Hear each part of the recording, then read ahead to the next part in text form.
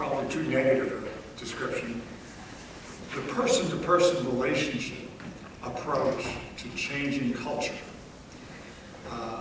Whereas the ambassadors are talking about big gatherings of ministerials and changing laws and impacting huge countries, that's all absolutely important and excellent work. What we're talking about here is what's going on in the corporate sphere among people of different faiths and how we're bridging the gaps and developing relationships that carry the ball of reconciliation and connection in significant ways. So I'm going to allow actually my panelists here to introduce themselves. I'll just mention their names because I want this to be personal. I want you to see how they relate their experiences at their respective companies and get a flavor of this from them, not really from a biographical list. You can read about their biographical sketches in the materials that have been provided, but just where they're coming from and why they do what they do. So we have Father Greg McBrayer in the center there from American Airlines, and Steve Helms is representing Dell, and at Texas Instruments we have Ayman Salih. And I spoke a little bit about each one of these in my presentation this morning.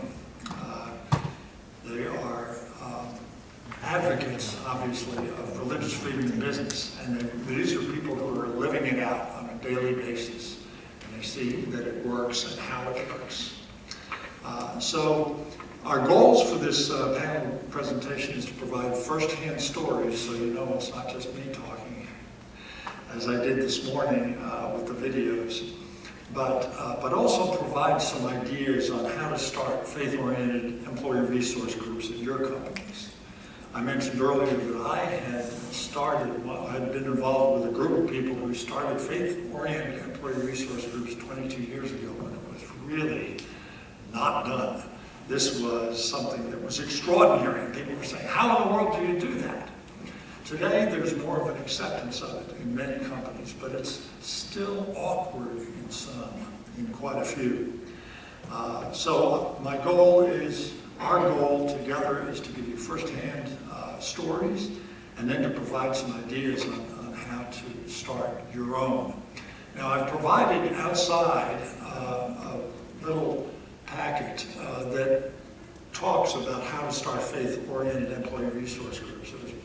I wrote it some time ago in connection with my work with the Religious Freedom and Business Foundation. You may find that of use as sort of a list of things to consider. Every culture is different.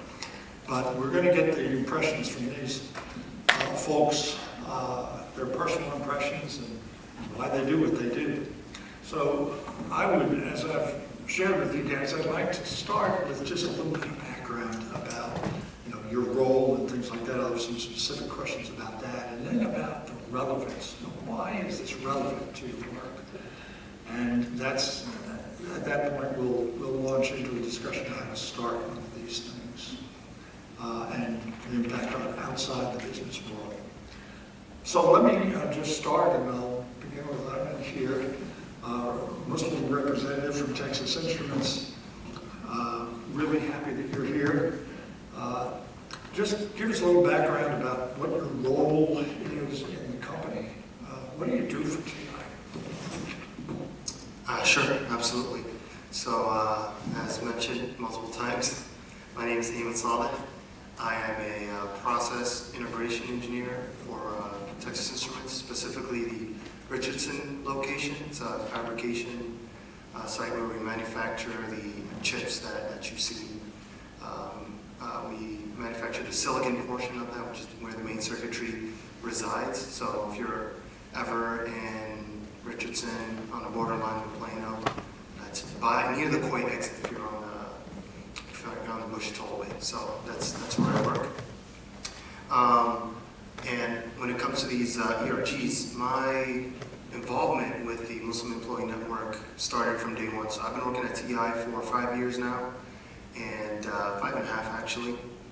And for me, even throughout college, I would always stay active with clubs. In college, we had the Muslim Student Association, and where we advocate for understanding, bridging the gap of understanding that, the wide community has of the Muslim faith, and also meeting people of my same faith, as well as practicing my faith, which has a lot of congregational aspects to it. For example, our daily prayer, which we are encouraged to pray in congregation, and that's something that I sought out day one at TI. And I found that TI has these serenity rooms, which are well kept, beautifully designed and maintained with wash stations for performing ablution.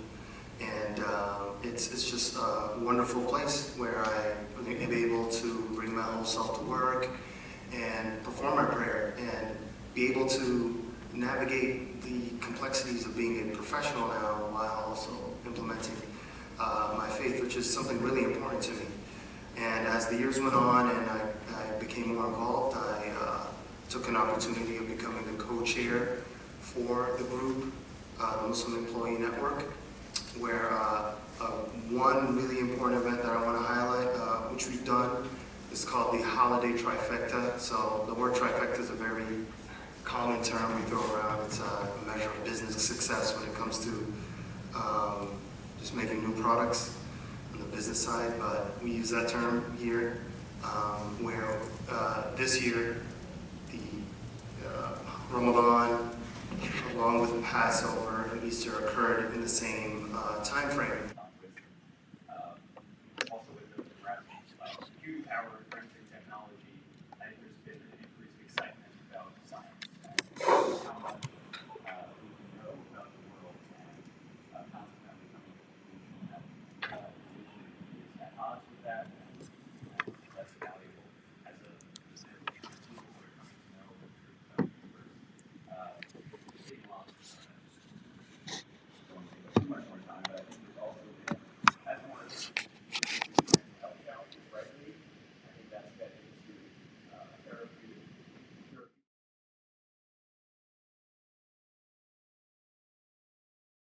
Bring back as well.